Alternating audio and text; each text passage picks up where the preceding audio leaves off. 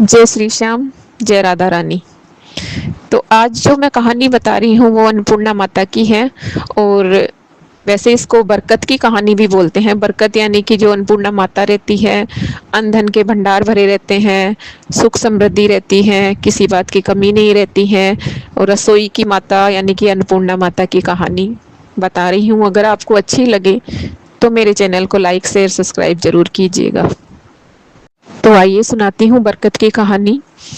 तो बहुत समय पहले एक बुजुर्ग दंपति थे, जहाँ की उनके इतना अच्छा परिवार था, खुशहाल परिवार था। दो बेटे थे, बहुएं थी, बेटियां थी, पोते नाती सभी था, हरा भरा पूरा परिवार था। किसी प्रकार की कोई कमी नहीं थी। वो इस कारण था कि दादी माँ जो सबसे बुजुर्ग थी वो बहुत दान पुण्य करती थी, व्रत उपवास करती थी, पूजा पाठ करती थी, 24 घंटे भगवान के सेवा में ही लगी रहती थी। ऐसी कोई चीज़ नहीं थी जो वो घर की जो बुजुर्ग महिला थी वो नहीं करती थी। वो सभी धर्म कार्य करती थी अपना। इसी का फल उनके बच्चों को बहुत अच्छा मिला कि पूरा हरा भरा घर था, किसी प्रकार की कोई कमी नहीं थी। तो रोज वो जो दादी माँ थी रोज कहानी सुनती थी बरकत की, यानी कि अन्नपूर्णा माता की कहानी सुनती थी। तो कभी ऐसा होता था कि कभी बहू कहानी सुनने के लिए बैठ जाती थी, तो कभी पोती बैठ जाती थी। तो कोई नहीं रहता था तो वो रोज पोती को बैठाने लग जाती थी कि बहुएं अपने अपने काम में लग रही है, कि पोती को बैठा के और कहानी सुन लेती थी। जल का लोटा लाती और कहानी सुनने के बाद उसको तुलसी क्यारे में डाल दिया करती थी। अब धीरे धीरे जो नित्य क्रिया थी, जो नित्य नियम थे उनके, वो करती थी बुजुर्ग माई। अब पोती बड़ी हुई, बड़ी होने के बाद उसकी शादी हो गई। शादी होने के बाद वो ससुराल चली गई। अब जहाँ ससुराल जाने के बाद दादी माँ अपनी बहुओं को कहानी सुनाने लग गई, लेकिन जो पोती कहानी सुनती थी वो ससुराल जाने के बाद उसके साथ क्या हुआ।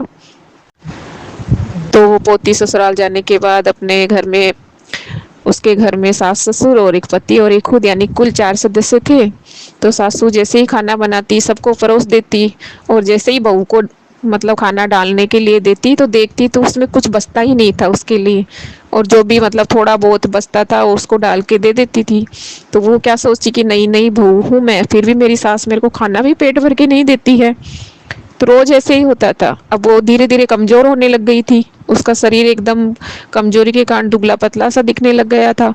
तो उसके पति ने पूछा कि कारण क्या है, तो इतनी दिन बे दिन मतलब जब से शादी हुई है तब से तो कमजोर हो रही है। तो वो ऐसे संकोच भी कर रही थी कि माँ की, सासू माँ की शिकायत करना है कि नहीं करना है। लेकिन वो बताई कि आपकी माँ मुझे खाना नहीं देती है, इसलिए मैं ऐसी हो रही हूँ। तो पति ने बोला मेरी माँ तो ऐसी है ही नहीं है कि भाई नई बहू को खाना नहीं देगी, ऐसा हो ही नहीं सकता है। तो ठीक है मैं देखता हूँ आज। तो पति, उसका लड़की का पति माँ से बोला कि माँ आज मेरा खाना भी है ना मेरे कमरे में ही खाऊंगा, मेरी तबीयत ठीक नहीं है, आप मेरा खाना कमरे में ही पहुँचा दो। तो माँ बोली ठीक है बेटा। तो बेटा अपना खाना लेके कमरे में चला गया। अब फिर बहू का नंबर आया तो सास ससुर ने खा लिया। जैसे ही बहू का नंबर आया तो फिर से खाना नहीं हुआ, खत्म हो गया। तो फिर वो जो बचा कुचा था कुचरन उचरन जो डाल के सासू माँ ने बहू को दे दिया। अब वो कमरे में ले जाके देखती है तो बेटे को सचमुच में विश्वास हो गया हाँ कि ये तो मेरी माँ गलत कर रही है मेरी पत्नी के साथ में। तो सीधा जाके अपनी माँ से पूछता है कि माँ ये क्या कर रही हो, आपकी नई बहू है और आप खाना नहीं दे रही हो। तो माँ ने बोला कि बेटा मैं क्या करूँ इसमें, इतना खाना बनाती हूँ लेकिन पता नहीं अब 3 जन खाने के बाद इसके लिए खाना बचता ही नहीं है। मैं फिर वो बेटा बोला कि ऐसा नहीं हो सकता है। तो बोला कि तू यहीं पे रहो, मैं तेरे सामने ही जहाँ 2 किलो चावल बनते थे वहाँ मैं आज 5 किलो चावल बना के देखती हूँ, और तू यहीं पे रहना, तू देखना। तो बेटे ने देखा कि ठीक है माँ आप बनाओ। तो सासू ने क्या किया कि 2 किलो चावल की जगह 5 किलो चावल बनाया और सबके लिए परोस रही थी। लास्ट में देखा कि जैसे ही बहू के लिए परोसी तो पूरा पतीला खाली हो गया, मतलब उसमें बचा ही नहीं खाना उसके लिए। फिर बोले कि देख बेटा यही हो रहा है, जब से ये घर में आई है यही सब हो रहा है, पता नहीं इसका कारण क्या है। तो बेटे ने कुछ नहीं बोला कि पता नहीं क्या कारण हो सकता है। तो फिर थोड़े दिन बाद में मायके से उसको लेने के लिए आ गए। अब दामाद और बेटी ससुराल गए तो दामाद ने ये सब बताया, बेटी ने भी बताया। सब लोग बोले मायके में कि इतनी दुबली पतली हो गई है, ससुराल में खाना नहीं मिलता है क्या, बोलते ही है ना लोग। तो दामाद ने बताया कि जब से आपकी बेटी गई है हमारे घर में भुखमरी सी आ गई है, खाना इतना बनता है लेकिन बचता ही नहीं है, कारण क्या है अभी तक नहीं समझ में आया है। तो फिर दादी माँ को याद आया कि मैं अन्नपूर्णा माता की कहानी सुनती थी, उसका ये हुकारा भरती थी, उसी का दोष इसको लगा है।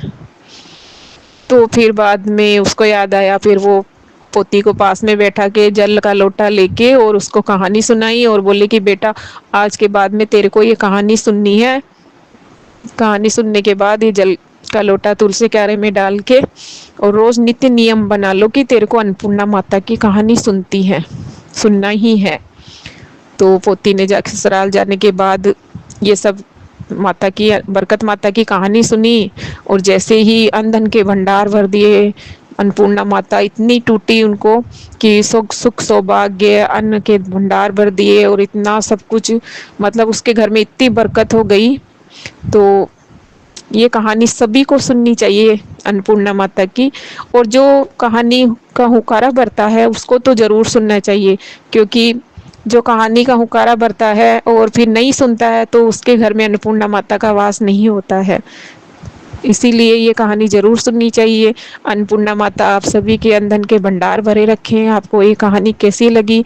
अगर अच्छी लगी हो तो मेरे चैनल को लाइक शेयर सब्सक्राइब जरूर कीजिएगा। धन्यवाद।